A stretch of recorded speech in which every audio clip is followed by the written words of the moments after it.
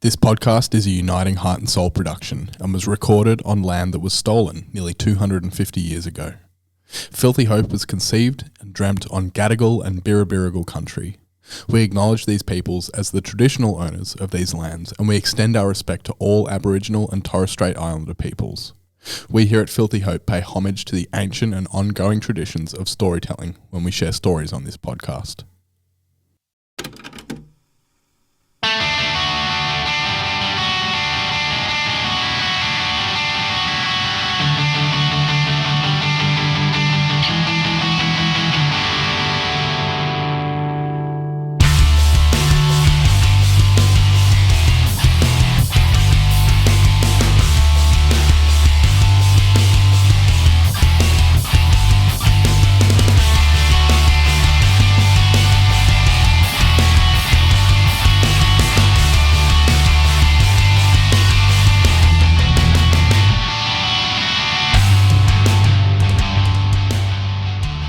Hello and welcome back to Filthy Hope, a podcast from Uniting Heart and Soul in Wallara, where we dive into the grey spaces where Jesus, life and culture intersect.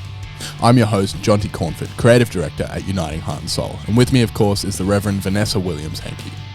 This week on the show, we've arrived at Good Friday. We're going to be contemplating the death of Jesus. If you like this show and you want to support us, the easiest way of doing that is by leaving a 5-star written review on Apple Podcasts. These reviews really are a huge help. And if you're watching us on the YouTube channel, please like the video and hit subscribe. If you haven't already checked us out on YouTube, we post videos of every episode every week, as well as other shorter bite-sized clips. Whether you're driving, doing your groceries, listening to us while you should be working, whatever it is that you're doing, thank you for spending your time with us. Please enjoy episode 44 of Filthy Hope.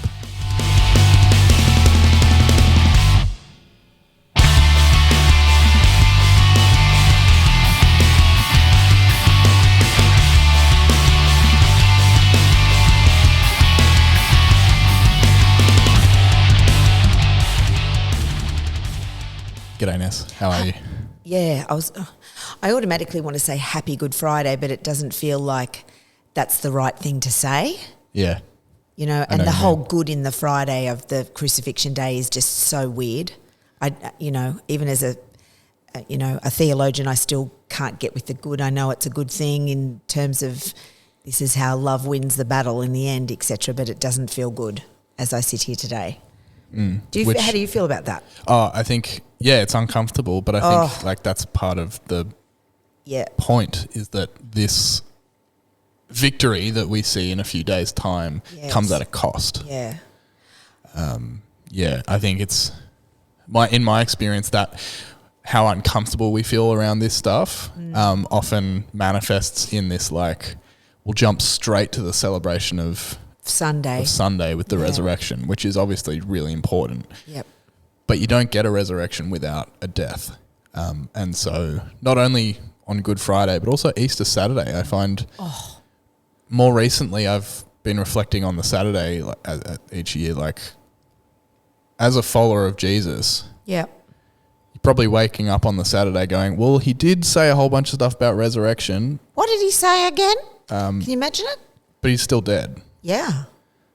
He's still dead on Saturday. And so it's not this quick pit stop to on and then straight back onto the track with the resurrection. It's a thing that lasts and has weight and impact for his followers. Yeah. And I just know tomorrow when we are in Saturday, it's an uncomfortable time for me.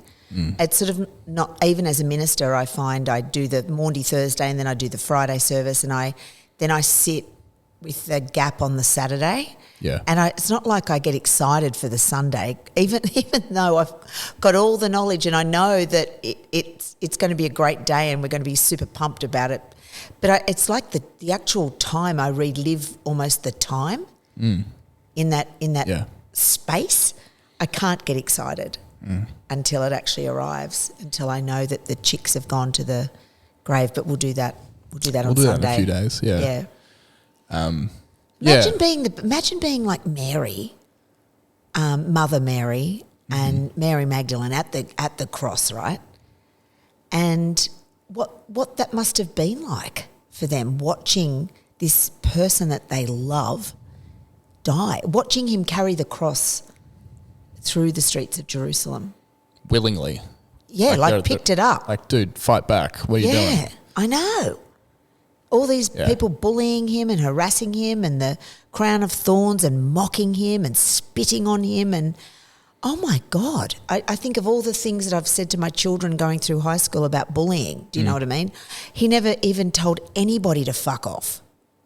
Never kicked anybody, never fought back, Jonty. He just bore it for us. Yeah. You know, it just carries huge weight, right? Yeah.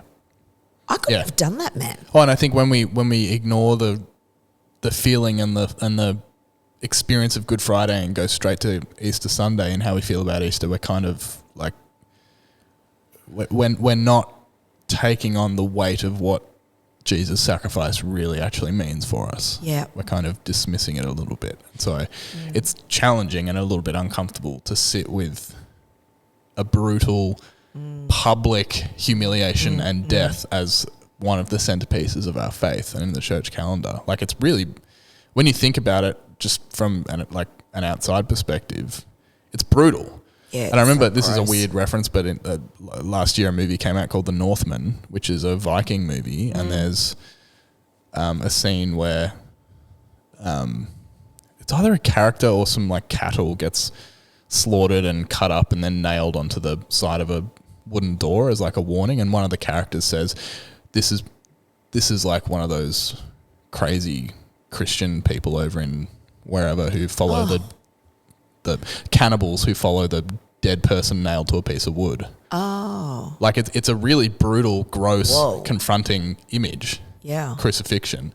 And I think we're often, especially someone like me who, we've spoken a bunch on this podcast, I grew up in a Christian family as opposed to someone like you who came to faith later in life. We kind of are desensitized to how confronting and shocking the crucifixion is. Yeah. I mean, you just have to look at something like the Mel Gibson film, which spends so long reveling. That's one of the criticisms of that movie, is it starts to tip over for some people into gratuitous, just reveling in the violence and it's so disturbing. the horrific. Yeah, but I mean, realistically, that's what it would have been like. Yeah. It was messy and bloody and gross and sweaty and horrific. Yep.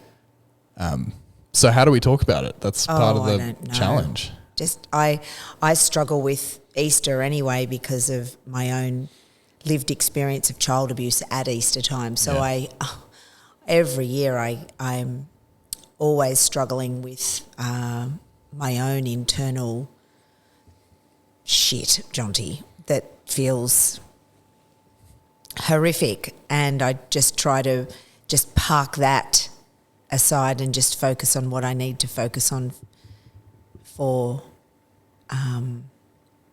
church and my faith and what I believe, and yet I have that sitting in my background and in the back of my brain that thrusts itself forward at Easter time. I can do a pretty good job of shoving it away, and it just comes to the forefront. Start seeing eggs, mate, and Woolies, and I'm fucked. That's it. Starts, It's like, oh my gosh, give me a break. We should unpack that at some point on the show. Yeah, maybe. If that's up to you, obviously. But the Easter eggs. Yeah. I was thinking about how he actually died on the cross, and I had a little look at the physicality and the physiology of what actually happened. And if you're somebody that's a bit squeamish, you might want to tune out now and put on the Teletubbies and then come back in about 4 minutes, or tune out and watch something else for a minute, and then come back to us, because I'm just going to launch into a bit of a physiological explanation of what crucifixion actually is. So what it says is, once the victim is actually secured to the wood, the guards then lift them up and place them. Which we should clarify involves getting nails driven through your hands and feet to pin you to a piece of wood. Yeah. That's right. Which in itself is already horrific. Yeah. And your elbows and your shoulders are dislocated as well at that point, and you're in this horrendous stretched out arm maximum position of your body, right? and they think that Jesus was nailed through the tops, which is often pictured of his feet into the wood. Yep. Horrific. And then that means that his whole entire body, every time he had to lift up to breathe, the weight of his body was bearing down on the nails. Through his feet. Yeah. Right through his feet and through his, I imagine, ankles. The nails would rip through the soft tissue and rip through the soft tissue in his hands and cause immense nerve pain. If you ever had nerve pain, if you've ever had nerve pain from your shoulder or even from your elbow, you've got a huge bundle of nerves that run through the shoulder girdle. That must have just been excruciating. Nerve pain is just like horrendous. You know, some of the best drugs in the world can't shut that shit down. Must have been absolutely, I just can't begin to imagine.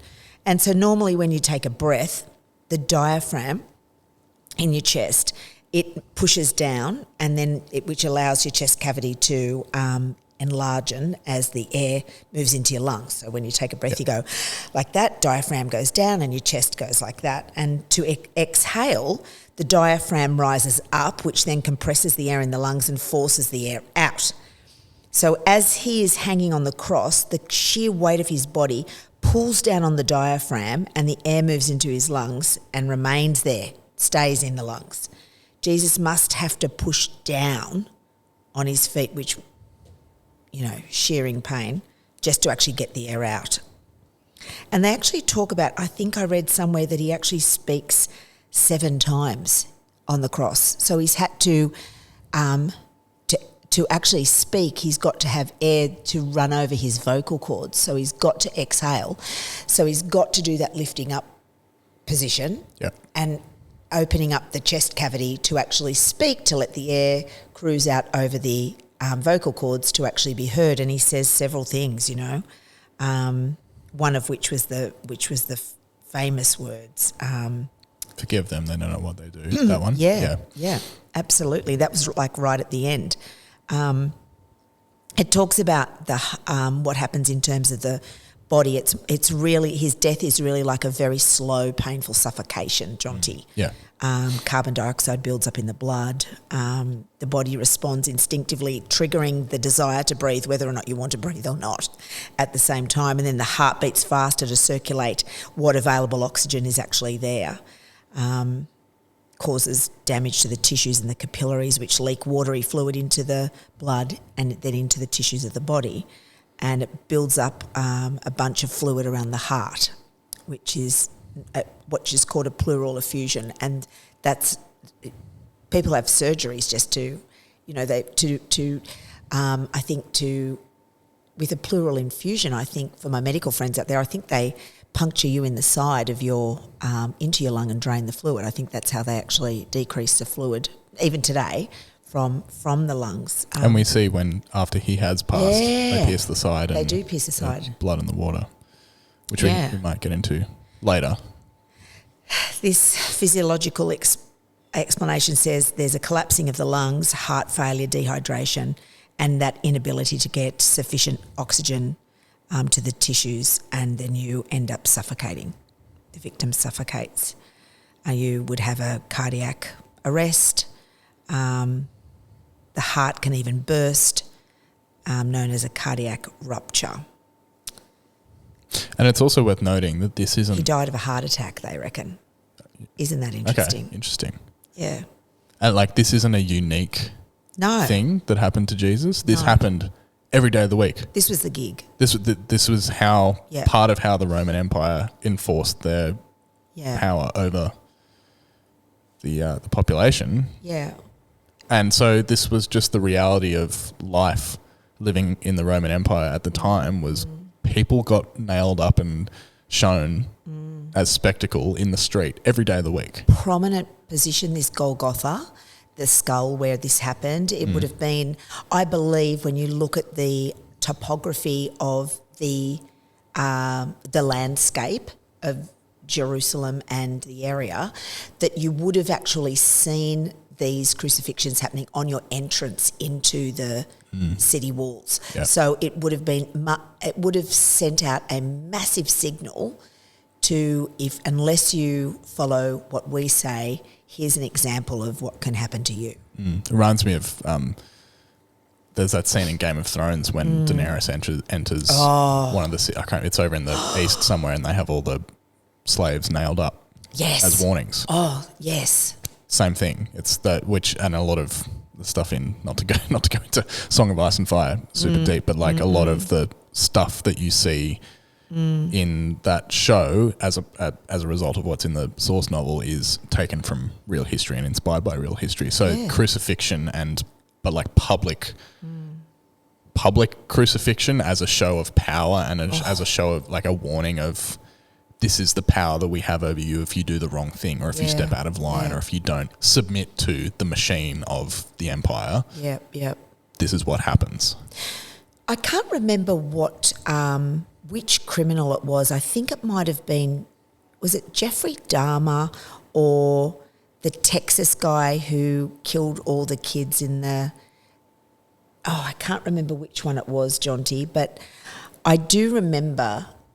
It would have been in the early 2000s. This mass murderer killed people, and the people in the town, I think it was Texas, they were so horrified by his crime that their only way that they could have a public display of rage was to turn their power off that night. So the people in the town, they knew at midnight he was going to be electrocuted. Was it electrocuted? I think it was electrocuted. It wasn't injection. It was electrocution. And so the people just thought what they would do is not use any power at that time to have maximum power to actually kill the person. And the family of the people that had been impacted had a choice that they could actually go and watch the execution of this man. And I do believe in the US in some instances they allow that. So I think it's to me that feels like a barbaric thing. Yeah. Deeply barbaric to actually, but who am I to say or judge your pain if your child has been taken from you. Actually, I might want to actually pull the trigger myself. Do you know what I mean? I might want to push that button, said the minister. Because the debate around the death penalty continues to this day. Yes. And it's really complicated because you, like so many things that we've talked about before on this show, it's all well and good to have a theoretical of, well, I believe that because I believe this, and if you're a Christian, you might say the Bible says this, therefore I think this, and I'm going to stand by that. But until you actually then have to interact with the thing personally and intimately, like, for example, I don't believe... playing a character here, insert random character name.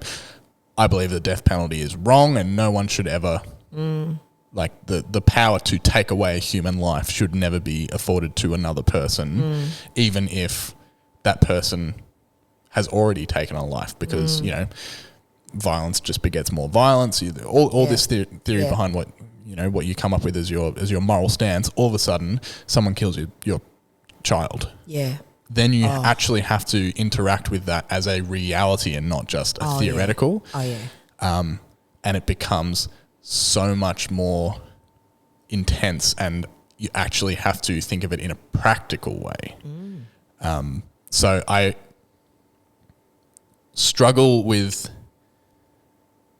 coming to any, like, we're now talking about the death penalty, which I guess is related, but we can... Crucify him, they said, Jonty. Well, that's right. And until you actually...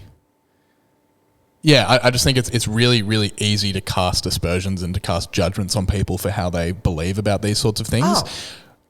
without actually understanding where that person is coming from and the experiences that they have been through.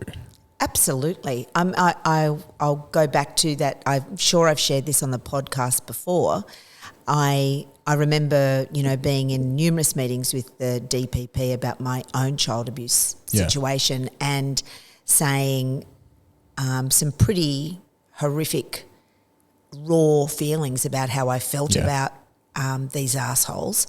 And I remember one of the DPP saying to me, that's the Department of Public Prosecution, saying to me, you're a minister, Vanessa. I said, absolutely I am. And I'm fucking furious. And I've got a right to be really angry. I don't want to breathe the same air as these bastards. And they agreed. They agreed. They'd probably just never heard a minister say it like that before. I said, I'm just normal. I'm just a normal person who loves Jesus, who just radically, honestly will share my opinion. I'm sure there's many others that feel that way. And there's a difference between the initial gut reaction and the instinctual thing that immediately rises from your gut. Oh, yeah. And the thing that you hold deeply as like your moral stance. Usually they are pretty similarly aligned, but when you're pushed into situations that are outside of your comfort zone, they can separate a little bit. And that doesn't mean that, that doesn't mean necessarily that any one person who, I remember you were saying, we've said a couple of times on this show that a dead ped's a good ped. Oh, amen. That doesn't mean that you are condoning murder or the death penalty. Like, no, I'm just happy when they die. I remember when that episode came out, we had a bit of heat coming because people were like, well, that's a horrible thing to say. Yeah, it's a horrible thing to say, but that comes from a real lived experience. Yeah, come and if for anybody who thinks it's a horrible thing to say, they should give me a call and I'm happy to have a coffee and they could read my police statement about what happened to me as a 6.5-year-old child and then talk to me about how horrible it is to say dead ped's a good ped. Yeah. I think you'll have a box of tissues, you want to have a vomit, and you'll be high-fiving me saying, damn, dead ped's a good ped. Maybe, or maybe you're just so holy. But it's complex, is the Crucify him, they said, Jonty. And these are the same people that were celebrating his entrance. Yes. Which we talked about a couple of weeks ago. I know. They want him dead. They want him dead. And a lot of them, when you read scripture, have been goaded into this position by the religious leaders. We read about Pilate offering up Jesus as the traditional pardoning of a criminal. But the crowd has been primed by the religious leaders to go for Barabbas instead, a guy who's actually a criminal, as opposed to Jesus, who's just been walking around saying these radical things to people and basically starting a revolution that the Roman Empire is starting to realise we can't hold this back. We need to crucify him. Yeah, and the Jews have got the shits about it also. Oh, for sure. Yeah. Not just the Romans, Yeah. I had a Jewish friend that used to say, we get a bad rap for killing Jesus. We just did the catering. She used to say. I think, oh my God, Shelley, that was hardcore. We didn't kill him, we just did the food. That's terrible. Probably should not keep that bed in, John. We'll see. Hey everyone, just interrupting the show for a second to let you know about something very special that's going on in the world of Filthy Hope. On April 23rd, we're going to be hosting our very first live recording of the show with very special guest, John Owen, CEO of Wayside. There'll be live music, free food and drink, and a bunch of other cool things that you'll have to be there in person to experience. It is a free event, but you do have to book yourself a ticket, so if you'd like to come and be at the very first live recording of the show, follow the link that'll be down below in the show notes. If you miss out this time, there will be plenty more events like this coming up, so do also keep an eye out for those. That's all, and now back to the episode. But I think, so to go back to where we started with this,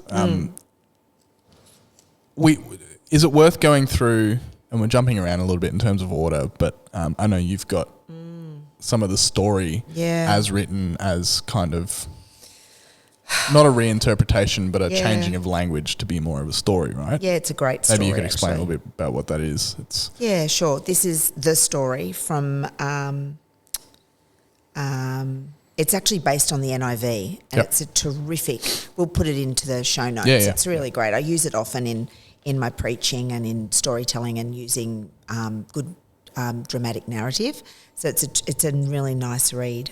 I find it super easy to understand. It sort of paints a beautiful picture that's very memorable, you know. So they said, so the chief priests and the officials saw him and they shouted, "Crucify him, crucify him." But Pilate answered, "You take him and crucify him. For me, I find no basis or a charge against him." But it was the Jewish leaders that actually insisted, "We have a law, and according to that law, he must die because he claimed to be the Son of God." And then we know that Pilate heard this and he became a bit panicked by it. And he went back inside his palace and he said, "Where do they come from?" He asked Jesus, but Jesus gave him no answer. "Do you refuse to speak to me?" Pilate said. "Don't you refuse? I have power either to free you or to crucify you." So Pilate's trying to do the right thing here, you know. And Jesus just answered, "You would have no power over me if it were not given to you from above. Therefore, the one who handed me over to you is guilty of a greater sin." Damn. Then Pilate tried to set Jesus free, but the Jewish leaders kept shouting, "If you let this man go, you are no friend of Caesar. Anyone who claims to be the king opposes Caesar." Bah! Can you just imagine it? Shitstorm, Jonty. And then Pilate hears this and he brings Jesus out and sits him on the judge's seat. And it was the day of Passover. It was about noon on this day. And he says to the crowd, "Here is your king," he says to the Jews. But they shouted, take him away, crucify him." And Pilate asks again, "Shall I crucify your king?" And they say, it's the chief priests. They've got a lot to answer for, really, haven't they? "We have no king but Caesar." And finally Pilate handed him over to them to be crucified. And then the soldiers took charge, and we know what happens then. It becomes, it's a nasty little thing. They hurl insults at him, shaking their heads and saying, "So you're going to destroy the temple and build it in 3 days? Come down from the cross and save yourself." The same way the chief priests and the teachers of the law mocked him amongst them, saying, "He saved others," they said, "but he can't save himself. Let this Messiah, this King of Israel, come down now from the cross that we may see and believe." Ugh. And then there's the two other dudes next to him up there. 2 criminals. Yeah. I wonder what they did. I don't think we know what they actually did in terms of a crime, do we? I can't remember. But I think, like I said before, this happened every day of the week. Yes. So it wasn't weird that there were other people being crucified next to him. Yeah. So they could have been guilty of anything. Yeah, and so it's that classic image that we see if you Google Good Friday, you'll see the 3 crosses come up, don't you? Yep. So Jesus in the middle, apparently, and the criminals are either side, and he says Jesus' words, so he's pushed himself up, he's exhaled air, and he said this is a bit of a sentence: "Father, forgive them, for they know not what they are doing." And then the people divided his clothes and cast lots, and that was foretold. Yep. In the Old Testament and Scripture. Yeah. There's a whole bunch of things that are fulfilled at this point. Absolutely. Which is why when we read Scripture, we read it through the lens of Christ, because Christ is the fulfillment of all the prophecy that goes all the way back into the book of Genesis. He was mocked. He's dying, can't breathe, he's asphyxiating, and the soldiers at the base of the cross are mocking him. Yeah. Meanwhile, Mum and his good friend is the 2 Marys are at the bottom of the cross. And can you imagine that? Watching your kid die like that? The disciples as well. Yeah. Oh, some of them did a runner though, didn't they? They did a... Yeah, some of them bailed. Yeah. But I mean, like, even as soon as Jesus is taken by the heavies that come to take him, you have to remember these disciples, these men that have been, and women, but we read about 12 in particular, men that were following Jesus around, they gave up their entire life to follow him and be a part of this movement. They left their families, they left their jobs.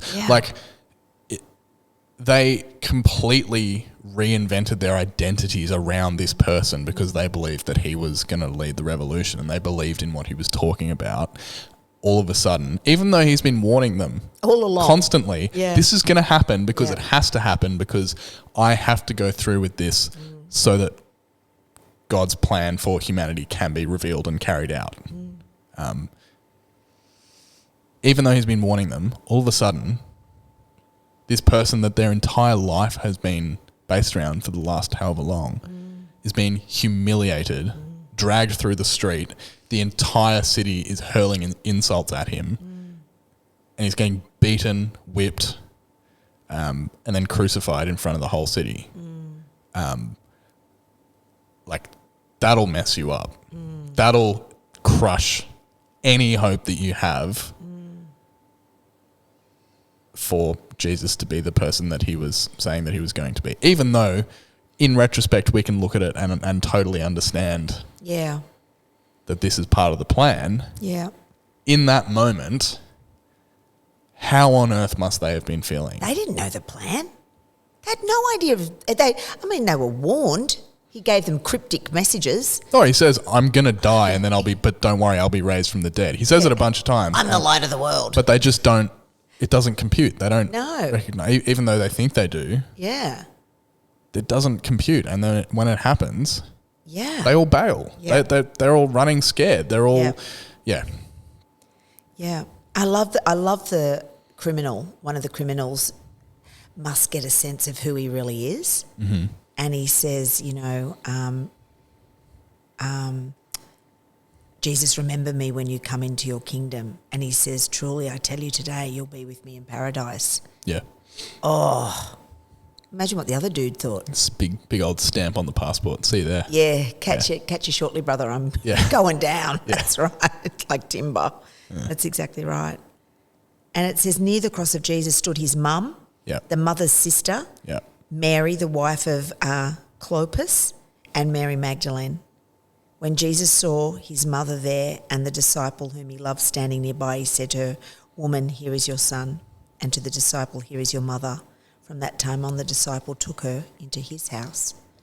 Oh, being a mum, I just can't imagine it.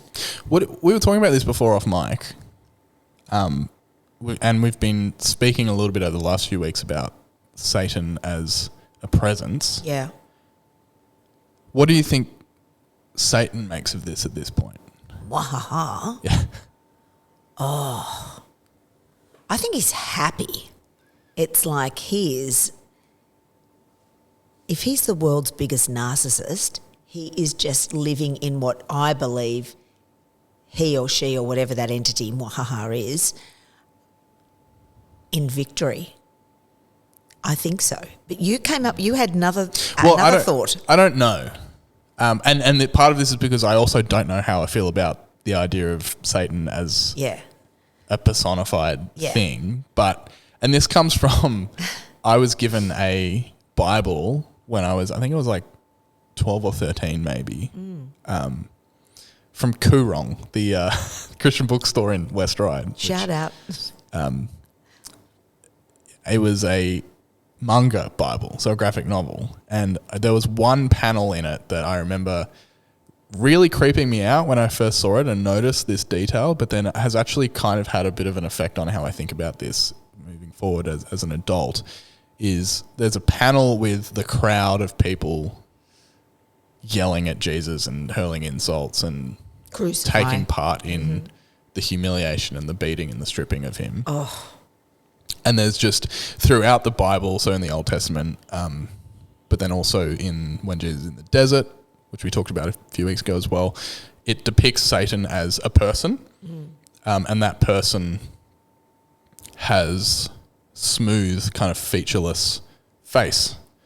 So there's not much in terms of giving away any kind of intention or emotion behind the words that are coming from this character, and he's got like a dark cloak, I think, It's been a while since I've actually looked at it. But in this image of the crowd hurling insults, and there's tons and tons and tons of people there, one of the heads in the crowd is the face of Satan.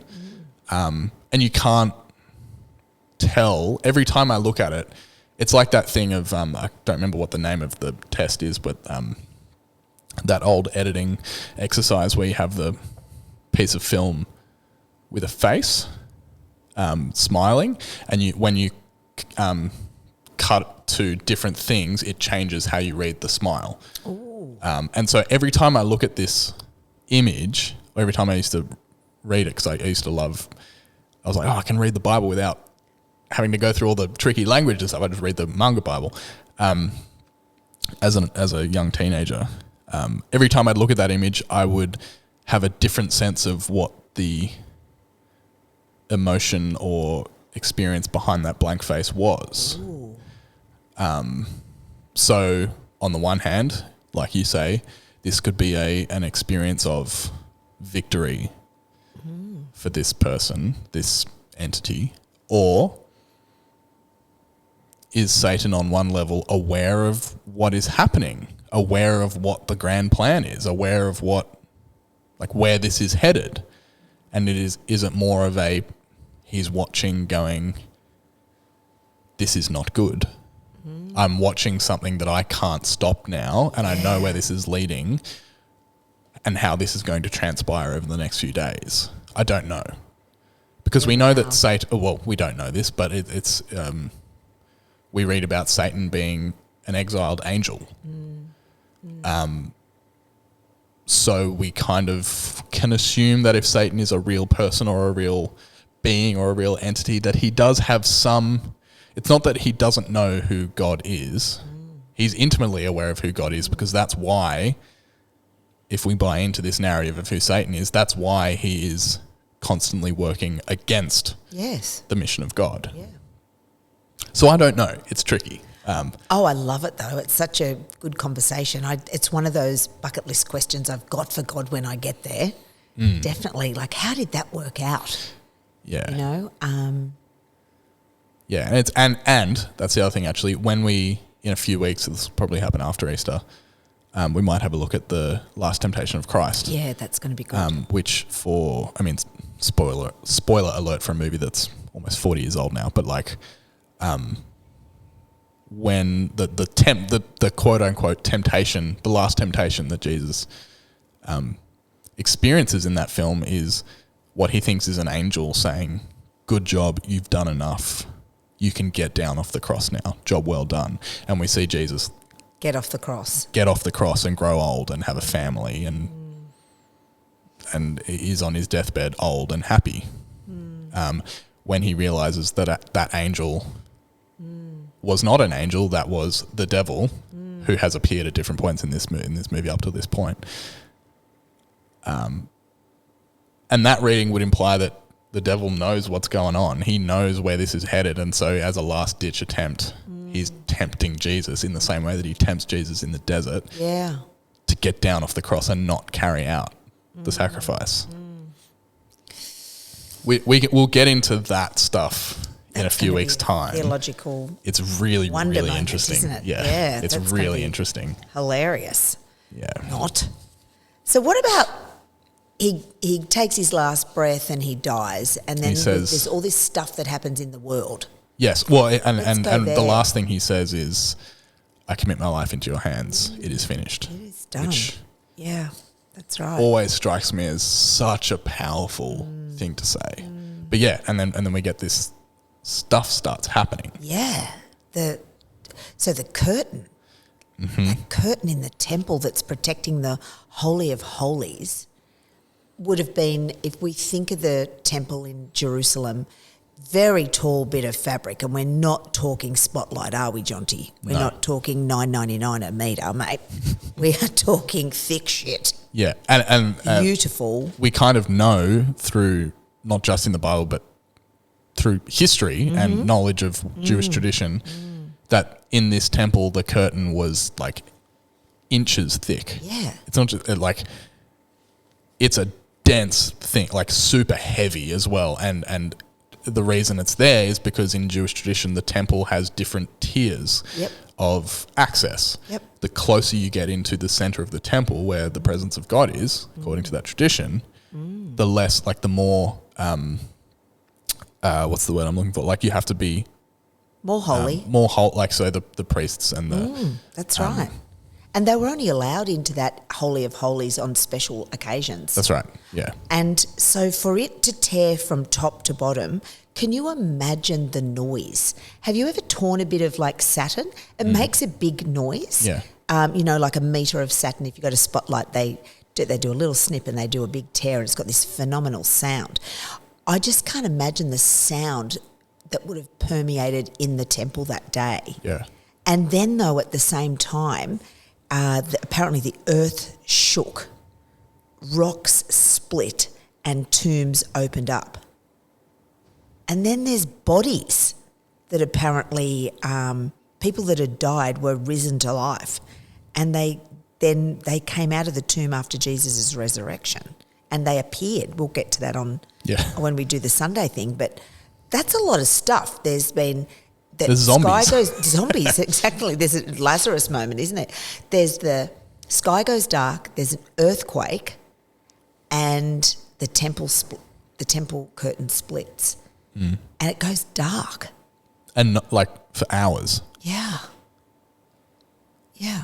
Yeah. I they must have panicked. Can you imagine the panic? Well, and we read about the guards standing at the foot of the cross realizing who Jesus was. Yeah, yeah. When they see all this stuff happen and they experience watching Jesus die. Yeah. I think one of them says, surely this man was the Son of God, and has that moment of revelation. Oh, I got goosebumps when you said and that. the temple curtain tearing down the middle is so powerful. It really makes me excited when I think about it, because when we think about that tradition of only a select few, the closer you get to the presence of God, the fewer people are worthy of being in that presence. In this moment of the sacrifice of the Son of God taking place and being fully carried out to the point where this man is now dead. Yeah. No longer breathing. Yeah. He's compost. Like, he's dead. Yeah. That curtain being torn is the sign of it does not matter who you are. You are allowed to approach God. Yeah. Come on in, brothers and sisters. That divide, that separation has been torn right up the middle. Void. Yeah, in that moment. And I love, so last night in our Maundy service, I do this liturgical thing where at the very end, I blow out the Christ candle and then I cover the Jesus cross and all the liturgical pieces on the table with a big black cloth. It's symbolic of this very moment in time of the darkness and the light being blown out. The light no longer shines. We talk about Christ being the light of the world. His light has gone out in that moment, and we don't see the light again until Sunday. And it's important, and that's important that it's not a trick. It's not a psych. I wasn't really dead. Like, no. He dies. He's dead. He's put in a tomb, and his body is covered in linen, and that tomb is shut and doesn't get opened for days. Yeah, that's right. Days. Yeah, we're talking decomposition, brother. 3 days. I wonder what the temperature was like. If it was hot, you've got decomposing body, rotting flesh. Well, I think, I don't actually know this, they probably had like the spices and the balms and stuff to but he still would have preserve the body. But like, he's dead. Yeah. It's not a good day. And that's actually profoundly important for the resurrection to actually mean anything. You got to die to be resurrected. Yeah. So this wasn't Jesus, took a knife and pretended to die for a little while and then reappeared. Like, he actually died. And I can't emphasize this enough, and this is the importance of Good Friday in this narrative. When let's get into atonement theory because it's wild and really complicated. And I'll explain it from an 8-year-old's perspective in a second. But for atonement to work, and it's really complicated, and you can do university courses and read a library's worth of material and still not know what it all really means down to the detail. But this dates all the way back to practices of sacrifice for atonement. So when we read about Abraham sacrifice, like wanting to carry out the sacrifice of his son Isaac, and instead being provided with livestock to kill, this practice of sacrifice involves the murder of animals, the killing of animals to atone for wrongdoing. Yep. And so when Jesus is physically and literally, his body is killed, it's a process of that no longer needs to happen. Yeah. I am the last one. And for that to actually mean anything, he has to be sacrificed like in full. Yep. He has to take on that physical death. Yep. And remain dead.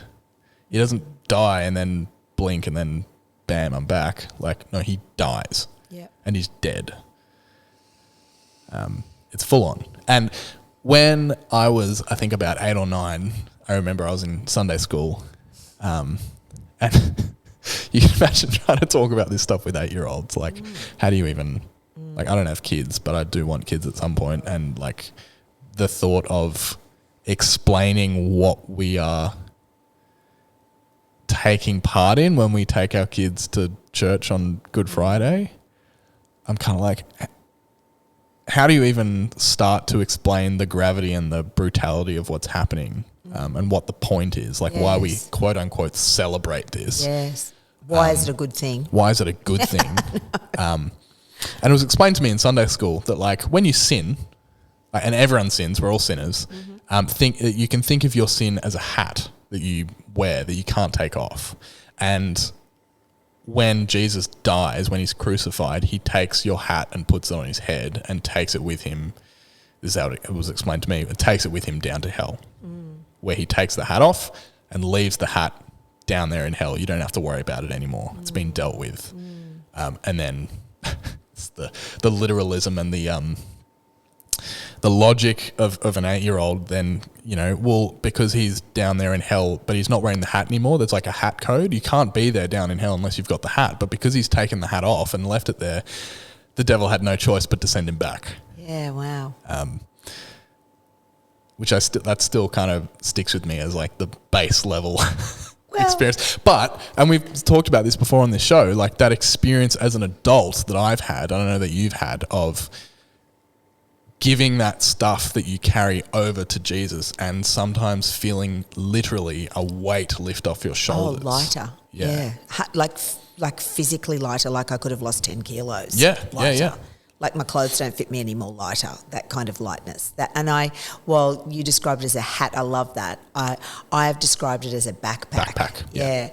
And dump the backpack of all your sin and shame and guilt and fucked up thinking, load that shit into the backpack and dump that. Like Easter Friday is a good time to do it. Dump it in the backpack, leave it at the foot. And as humans, our problem is we tend to want the hat and the backpack back, don't we? We go, oh no, I'm a filthy bastard sinner. I'm going to just pick my backpack up again. There's like that perverted element of like, but that's who I am. That's my identity. What do I do without it? Yeah. And I can hear Jesus sort of like screaming as he's lifting himself up off the crucifix saying, leave the fucking backpack, that's mine. Yeah. Leave it, Vanessa. You gave it to me, that's mine. It's not for you to take. Yeah. Sister, leave the hat, Jonty. That's mine. I've done this for you. Yeah. How you don't have to leave another hat. Yeah. One's enough. And the idea of him dying for the sins of the world, for now, for then, forever. So it's like today, tomorrow I'm going to sin, Jonty, just FYI. And he's died for that as well. It's so huge, isn't it? I don't even know if I fully fathom it. Well, and it's, I don't think I do. as Christians, we go through this process of remembering every year. Yeah. My experience at the very least is that it starts to lose some of its impact. Right. I get a little bit desensitized to the enormity of what this actually means. And every so often, that's when with that feeling of that weight being lifted, that's so rare to me. But when it does happen, it's like the enormity and the importance of what this actually means suddenly hits you, and you're like I can't go back. This is life-changing, not just for me, but I now have to go and tell people about it, because that experience of like, I don't have to carry it anymore. Yeah. It's not mine. Like that's freedom. Such like just euphoric when that feeling. It's and when you go through every year and you get to Easter and you're like, oh, you're going to Easter, like we get to Easter again. It kind of strikes me as a little bit sad sometimes that often we don't experience that revelation every year because we hear it so often. Yeah. And just kind of becomes normal. And like that's not normal. That's extraordinary. And that is that changes the course of human history. That changes the reality of the world that we live in. Yeah. It's just extraordinary what he did for us and did for humanity, did for our listeners. Whether you choose to believe it or not, he did it anyway, sucked in, he did it. Do you know what I mean? Suck that up. Whoops. Doesn't matter if you don't believe it or not, he did it anyway. You know, for you, for me, for everyone. It's just huge. Yeah. Huge. I feel like doing communion now. We've got the broken body, we've got the blood. I feel like having a small glass of wine and a little bit of flatbread and celebrating the blood and the body of our most magnificent King Jesus who died for you and me. Amen? Amen. Let's leave it there. Now. Let's leave it there. I feel like a big fucking cry. We'll see you in a few days for Easter Sunday. I'm Ness. I'm Jonty. It's Filthy Hope.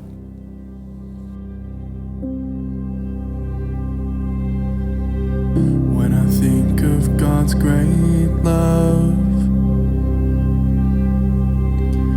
I think of Noah's time, when love was not enough and man was forced to die. This God, he sent the flood to kill the race despised.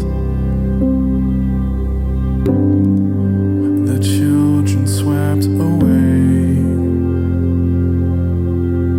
I hear a mother's cry.